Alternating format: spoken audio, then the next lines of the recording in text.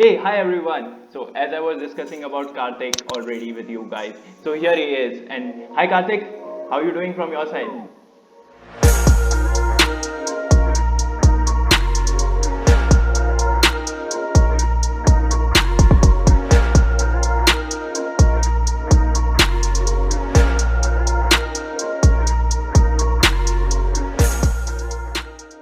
Hello everyone, hope you guys are doing great and welcome to the first episode of the Big Short Talks.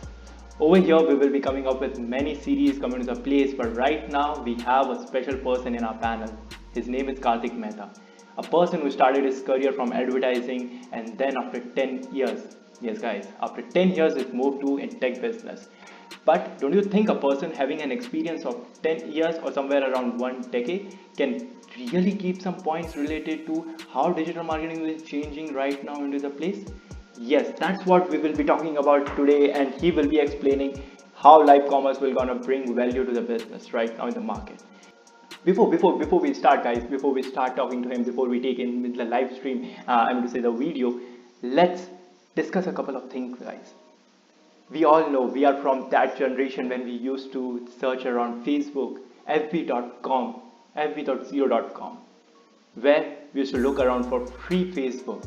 If you guys remember that era, he was from that time. He was in the market from an advertising field from that time. He was from the Orkut when the Orkut was used to be in place. And right now, you know that the things have been changed, and right now we are using, for example, Facebook, the Twitter, the Instagram, and we are doing a live streaming over there, guys. But not just a live streaming. The influencers, the brands, and everyone want to sell their products during a live stream, right? And that's what the topic is all about: how advertising can bring a change, and how digital marketing and how this live e-commerce can bring the change in relation to advertising, and how we can sell out the products to doing a live streaming using TechPack. Let's take him on our call and let's bring Kartik, the expert, over here. Hey, hi everyone. So as I was discussing about Kartik already with you guys, so here he is. And hi Kartik, how are you doing from your side? I'm doing perfectly well. How are you, Diwakar? I'm even we are doing great over here. I think we just met last time and we were just enjoying over here. And right now over here we are just doing a talk show, the Big Short Talk, guys. And Kartik is over here as I was talking about. Like he will be on the panel, and this is the first episode going live soon. Yeah, Kartik. So I've already given the your introduction to our audience, and I would say they are really pumped up when I was talking about you when you were doing the advertising part, and from past 1 decade you really have a good experience about it. So it would be really great if you can say your side, your story from your words. Wonderful. So good. So first of all, thanks for having me on the show. It's a privilege to be talking to you and and the audience as well. So I would say it's professional life. I think is a bit is a bit pretty simple. I would say not very complicated. So I would say I'm related to a chemical reaction going wrong. All of us would have studied chemistry in some part of school, pharmacy, in college, ended up, has ended up doing technology sales across global markets. So definitely something didn't go right along the way. But if I pull back, I think what what did happen was I was attracted to the glamour side of doing things, and that's how I think I chose advertising, or let's put it the other way, advertising chose me. Oh, Uh, and I think that was the biggest at that point in time in early 2000. I think that was the only motivation or the only driving force that I had, because I thought this was really glamorous to get into, because everyone was into advertising, everyone wanted to do some cool stuff. So with that in mind, I got into advertising. Um, Spent close to about, I would say close to about 11, 12 years doing hardcore advertising agency business. And this is on the creative side of advertising, with the biggest holding groups that one could imagine, working with brands across India and the Middle East, as well. Um, but Doing that for about 12 years, and towards the latter part of the decade, I realized that a lot of shift from traditional advertising was happening onto the digital, onto the digital ecosystem. Uh, and at that point in time, I would say pull back a decade back, digital was still pretty much in its infancy here in here in India. Uh, but there was a strong push, from advertisers, from the advertisers that we used to work with, to start thinking digital. They were actually starting to push the traditional agencies to think digital. Uh, and and from the and from the overall scheme of things, traditional agencies are meant to think traditional businesses. They're not supposed to think digital, or they were not supposed to think digital. So I was also faced with the challenge, saying that suddenly, how can I think beyond print and television? What's this web ecosystem? What are these websites all about? What does this HTTP stand for, and all that stuff? So basics, basics like those. Uh, but having said so, I realized that, having spent nearly about 10 years, I potentially missed out on the entire .com boom that actually happened. The entire website boom, the entire Yahoo, as I call it, the entire Yahoo boom, that happened. I had potentially missed out on the entire journey. And towards the beginning of this decade, I said to myself, I had missed out on the .com boom, uh, but I didn't want to move out on the mobile marketing boom that I thought was coming up pretty strongly here in India. Uh, and with that in mind, in very early 2013, I I quit advertising for in totality, and I moved into a completely unknown dimension, which I had no clue what was it all about. But it was just, I would say, at some point in time, you need to take, as they call it, you need to take the leap of faith, saying that, uh, and once you take that leap of faith, give it your best shot, yeah, and don't think about are you going to succeed in this or not, or if this doesn't succeed, what are you going to do next? So Exactly. with me, I don't think any of these ever crossed my mind. It was just about, I said, one, I'm going to take the leap of faith and jump into this direction. Second, I'm not going to think about what if this doesn't work. Uh, and fortunate to have survived, fortunate to have done, I would say just about 1% done to whatever I can contribute, in the digital ecosystem. So yeah, that's pretty much my side of the story. So, Karthik, as you said, like the last time when you were in the digital era, that was 2013, right? Yeah. So, after that, when right now, if you say in 2021, what are changes you have seen, like what already the campaigns used to be in those particular time, and right now the changing of way of, I would say, how people are doing the digital marketing, running the campaigns day and day night, and like what the basic changes you see right now, like is it too much, or is it like something, yeah, this thing it should be done, like this was accepted. So uh, I would say over the last 8 to 10 years, Yeah. uh, it's been a complete metamorphosis of, Oh. or it's call it the renaissance in terms of the entire digital ecosystem to what's happening. Uh, and I think 2012, 2013, it was pretty premature because people, when I say people, I would say marketers, brands, agencies, stakeholders, everyone was just about everyone just about started their digital journey, right? Especially in this part of the world. In the West, probably started about 15, 18 years back. But in this part of the world, it's still pretty much about just around a decade old, yeah? So you're still about, so the learning, if you ask, if you ask anyone applying for a job here saying that have 12 years of digital experience, chances are digital didn't exist here in this market 12 years back, right? Right. So how do you expect people to have 12 years of digital experience when we only started about probably 8, 10 years in this ecosystem, right? Right, So, right. so from that perspective, I think that was a time when everyone was trying to experiment, everyone was trying to trial, try different things, run different things, and see what was going on. And if you recollect at that point of time, the smartphone revolution in India hadn't started. You know, if you not sure at what stage were you at that point in time, but because I started early, it was still your Java phones. It was still those. Exactly. Symbian phones will come from Nokia's side. It Yeah. was still those feature phones, as they call it in today's language. It was still the feature phones Yes, yes. where even if you had to play a game, you had to key in a few things and then play a game. Exactly. Apps were virtually non-existent, and smartphone proliferation was not that great. So from there onwards, I think the next couple of years, the next 2 to 3 years, was all about the mobile revolution that took place. Smartphone penetration started going heavy, and that's when I think a lot of I would say a lot of evolvement in the digital ecosystem and the mobile marketing ecosystem started to happen.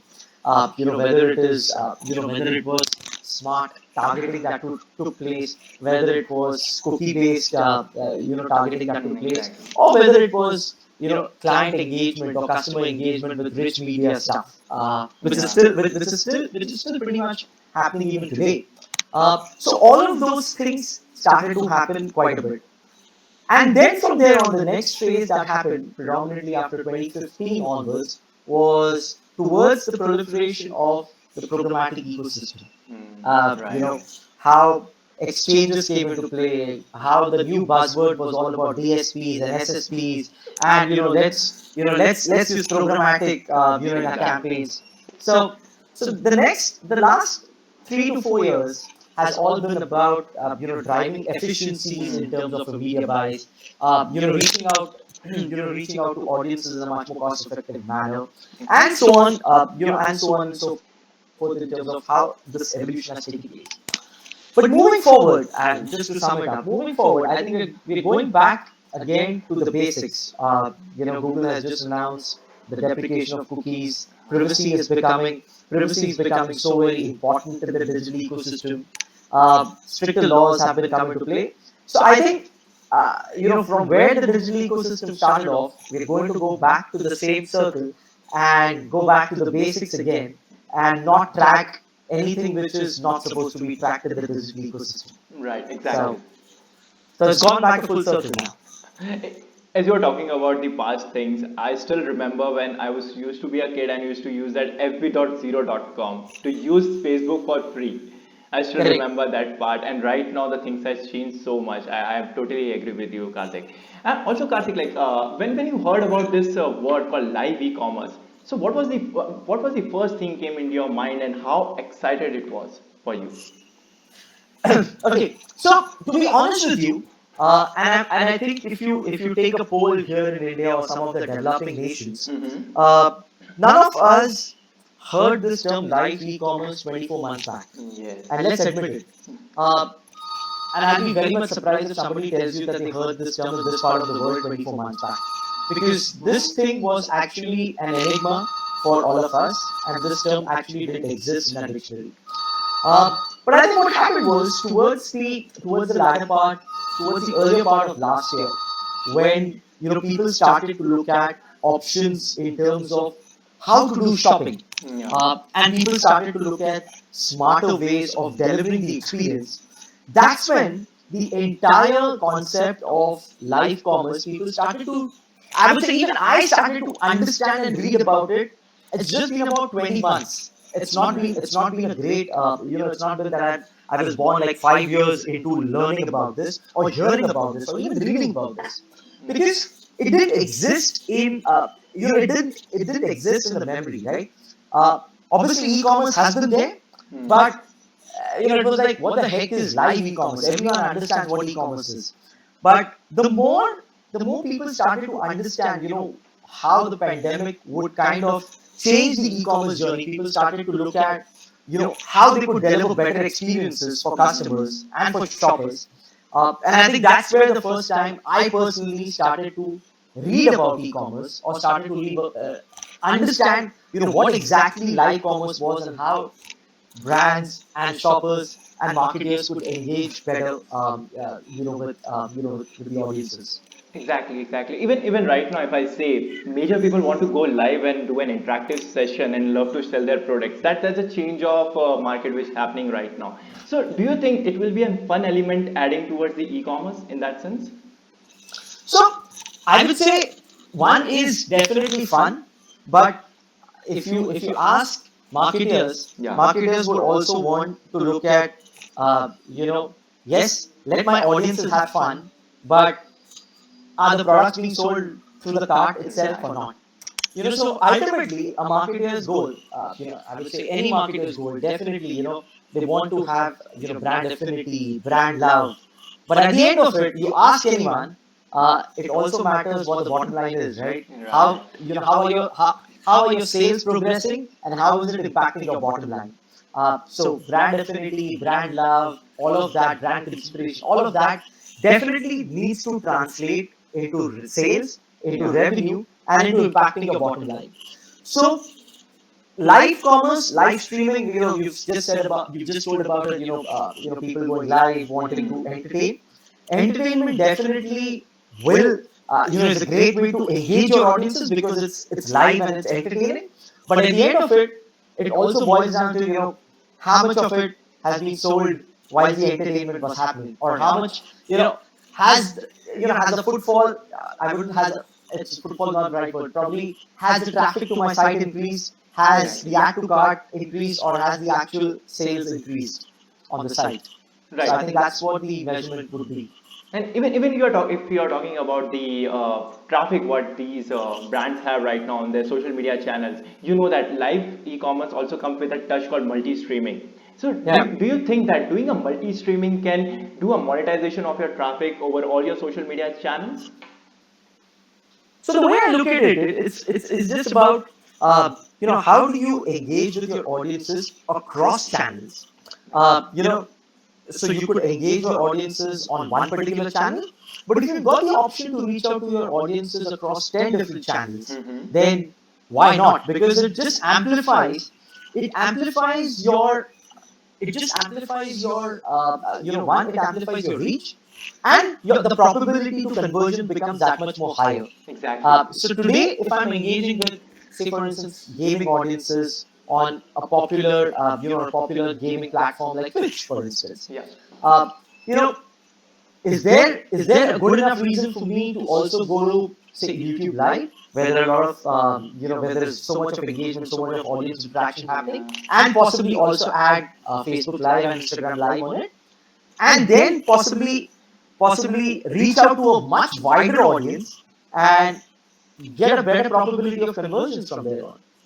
Exactly, like adding all your points together, I would say that the live e-commerce what we are planning for right now into the market from the TechPex side, I think the multi-streaming, the CTS button can bring something related to the increase of ROI for a brand.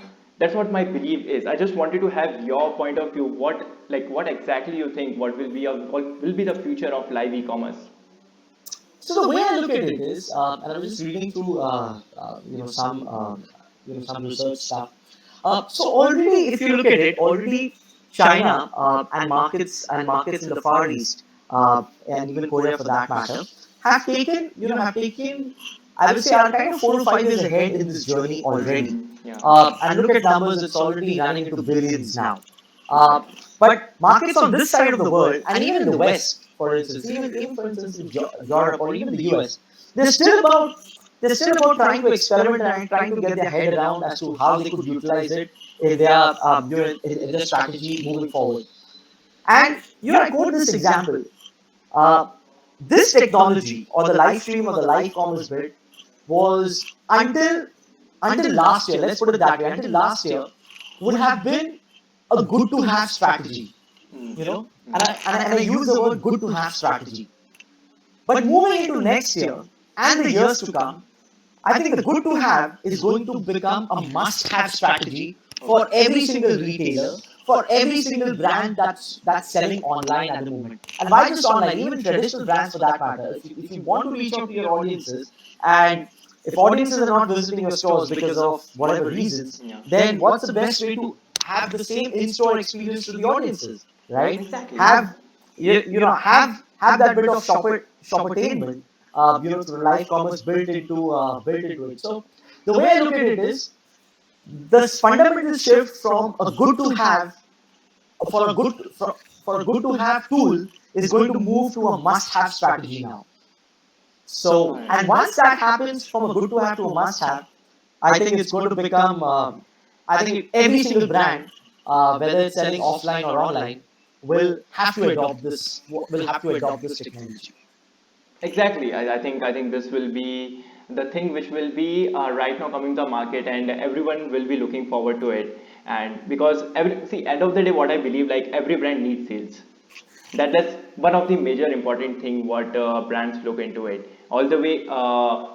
Right now, the people are running a campaigns. We all know that through different platforms like Google, Facebook. But we also see that there are a couple of more social media channels where they are some or other way lacking to monetize their traffic.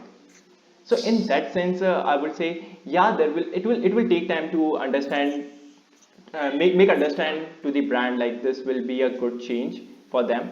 But even as you said that it's damn new, and we have to be like it will not today, but in future it will be a need to all the brands for Yeah. sure. Yeah. No, I think it's all a test and learn phase, right? So Yeah. anything that's new, anything that's disruptive takes time. And as the market evolves, as you have more and more players jumping into the ecosystem, growing the market, and creating awareness about it, I think the good to have will convert to must have strategy pretty soon. I think it's just a matter of time. Exactly, exactly. So now coming towards like we have seen that you have really a keen interest in startups, Yeah. right? So what do you suggest to the upcoming CEOs and the CEO who will be coming up with their new products into the market? What the first suggestion you want to give to them? So I think the CEOs and the founders these days, I've seen they are, I think they're pretty, I think they're very solid in their mind in terms of the problem or the need gap analysis that they've done. I think whatever latest, whatever of late, whatever I've seen happening in the startup ecosystem, I believe the need gap analysis or or the power to disrupt an existing ecosystem is pretty strong. Whether you look at the fintech ecosystem here, you look at the agri-tech stuff, the health tech stuff, or even if you look at the media tech or the domain that all of us play into the martech ecosystem or the SaaS play also. I think it's become. I think the product market fitment is absolutely critical. And you know, if the product, the platform, or the technology, the way I look at it, if it challenges status quo, then that's a clear winner. Because if if the technology or the disruption that one is trying to bring about in the market doesn't challenge status quo, then I don't think technology should exist. Uh, because think of it, right? If you were not a, if you were not able to order food, online, then you would have gone to the restaurant. So you've challenged status quo, right? So Exactly. similarly, any technology that the founders bring to market today should challenge status quo. And just like what DeckPick has done, it's actually challenge status quo, right? So what you're doing is you're saying you don't necessarily need to have the audiences visit your store. You can actually give the audiences a glimpse of your store right from their home itself. And that's what Shopper and that's what live streaming and live commerce is all about, right? So once you challenge status quo, that's about it. That's what one needs to do. Just Yeah. challenge status quo. Exactly, exactly. Even I would say, just wanted to ask one thing. There's a personal thing what I want to ask. You have seen the both side of the picture, the technology and the advertising thing, right? So Yeah. how you can correlate both of them, and what's your thought on that note? So the way I look at it is, you know, I think both of these are interrelated. So you wouldn't isolate technology from advertising and vice versa. Because ultimately, anything and everything that one does in terms of advertising needs to have a very strong technology layer to deliver it effectively, right? Or why just deliver? Even if you want to measure the effectiveness of your advertising, or say for instance, even if a marketer wants to measure the effectiveness of a live commerce or a live streaming campaign, Yeah. there needs to be a a rigid or a very strong technology backbone to link, to link to the vendor's platform and to see, how the add to carts and how the conversions are happening, right? So Yeah. ultimately, anything that happens needs to have a very strong technology layer to deliver and measure the outcomes of it. Exactly. So I think this both things work hand to hand, side by side. Yep, absolutely, Exactly. Yeah. absolutely, absolutely. Awesome. Kartik, I think this was really a great talk having with you over here with a big shot talk. The first episode what we are having right now over here. I think the audience will really enjoy the conversation what we had, that how the advertising era, how the digital marketing era will gonna change from the catalog to a live streaming, and where the tech pack will gonna play an important role out there for sure. Absolutely. All good, Diwakar. Thanks a lot for having me on the show. I think it's been wonderful chatting up with you. And I really look forward to how live stream just explodes here in the Asian markets. And really looking forward to some more disruption happening in the space. Awesome, awesome. That was really great having you over here to our show, and for sure we will be looking forward to having more such interaction rounds with you in future, and that's Thank how you. we're gonna go in. No worries. Thank you so much. Thank you, Have thank a you, lovely day. sir. Take Bye care. bye, Bye bye. Karthik. Yeah. So guys, this was Karthik. I hope you guys enjoyed the first episode of the Big Shot Talk, and stay tuned and do subscribe, like, share on this video. We will be right back with the second episode. Don't go anywhere, and do live streaming. Keep on entertaining your customers through live shopping, and all the best for your future, guys. Bye bye. Signing off, Diwakar from TechPay. Hope we'll meet soon.